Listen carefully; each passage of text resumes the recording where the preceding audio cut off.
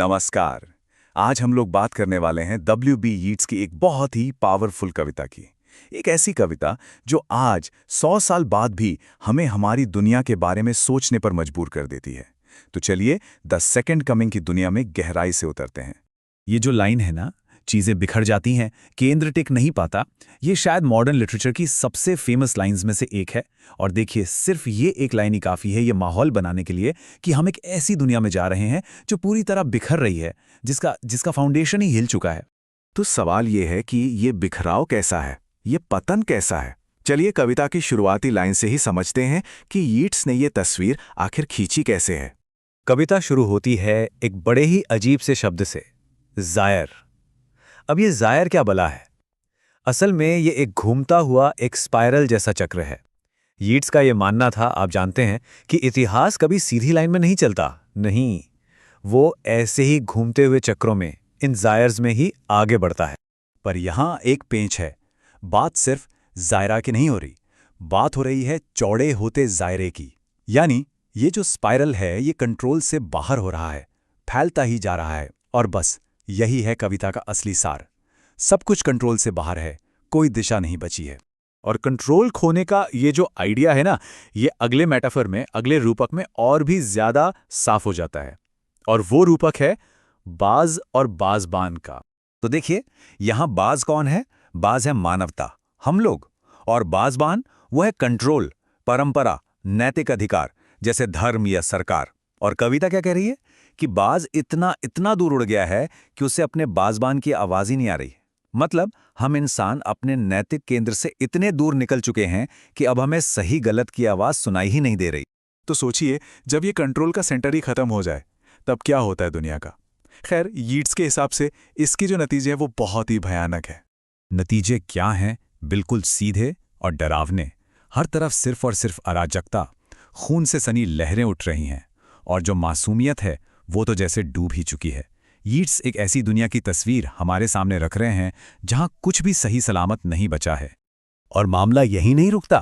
एक और बहुत ही खतरनाक इम्बैलेंस है, वो ये कि जो सबसे अच्छे लोग हैं वो तो चुप हैं, कमज़ोर हैं, उन्हें खुद पर ही यकीन नहीं है। और जो सबसे बुरे हैं, अरे वो तो पूरे जोश और जुनून से भरे हुए हैं। सोचिए कैसी दुनिया है ये, जहां अच्छाई खामोश है और बुराई पूरे जोर शोर से अपना काम कर रही है। ठीक है, तो अभी तक तो दुनिया में फैली अराजकता की बात हो रही थी, लेकिन अब कविता एक बहुत ही नाटकीय मोड़ लेती है। अब बात सिर्फ वर्णन की नहीं है, अब एक भयंकर, एक डरावनी भविष्यवाणी सामने आने वाली है। और यहीं पर टाइटल का जिक्र आता है, द सेकंड कमिंग, यानी दूसरा आगमन। लेकिन एक मिनट, ये वो वाला सेकंड कमिंग बिल्कुल नहीं है जिसकी लोग उम्मीद लगाए बैठे हैं। यीट्स ने इस शब्द का इस्तेमाल एक बहुत बड़े ट्विस्ट के साथ किया है। ये उम्मीद नहीं बल्कि खौफ पैदा करता है। तो ये भविष्यवाणी, ये विजन आखिर आ कहां से रहा है? ये आ रहा है स्पिरिटस मुंडी से। ये एक लैटिन टर्म है जिसका मतलब होता है दुनिया की कलेक्टिव आत्मा, या कह लीजिए हमारी सबकी साझा यादें। ये जो विजन है ये किसी एक इंसान का नहीं है, ये पूरी मानवता के गहरे अवचेतन मन से निकल रहा है। और यही बात इसे और भी ज्यादा पावरफुल बना देती है। तो जरा कल्पना कीजिए, एक विशाल रेगिस्तान है और वहां रेत के बीच से एक शक्ल उभर रही है। शरीर शेर का, लेकिन सिर एक इंसान का। उसकी आंखें सूरज की तरह हैं, बिल्कुल खाली और बेरहम। और वो धीरे धीरे आगे बढ़ रहा है, एक ऐसी धीमी गति से जिसे कोई रोक नहीं सकता। समझिए, ये कोई आम जानवर नहीं है, ये स्फिंक्स जैसा एक प्राणी है जिसमें जानवरों जैसी वहशी क्रूरता है और इंसानों जैसी तेज बुद्धि भी। और ये कॉम्बिनेशन ही तो सबसे भयानक है। इसकी क्रूरता अंधी नहीं है बल्कि ठंडी है, सोची समझी है, और यही चीज इसे सबसे ज्यादा डरावना बनाती है। तो अब हम लोग कविता के क्लाइमैक्स पर पहुंच रहे हैं, वो पॉइंट जहां इस भयानक विजन का असली मतलब एकदम साफ हो जाएगा। क्योंकि ये सिर्फ एक जानवर नहीं है, ये कुछ और ही है।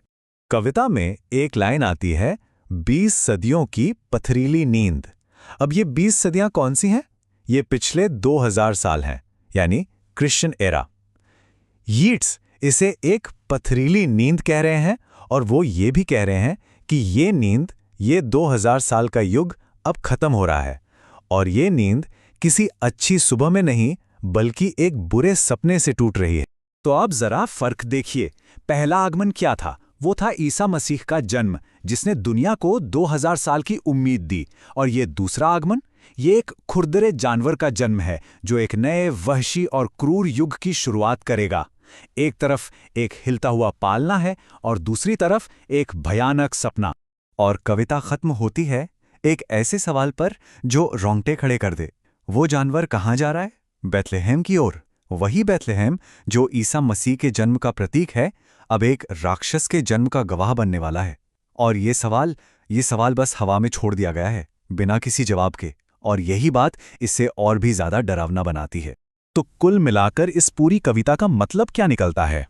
इसका निचोड़ बस इतना है कि जब कोई समाज अपने नैतिक मूल्यों, अपने विश्वासों की पकड़ खो देता है, तो वो टूटकर बिखर जाता है, और उसकी जगह लेने के लिए जो आता है वो कुछ भयानक और हिंसक ही होता है।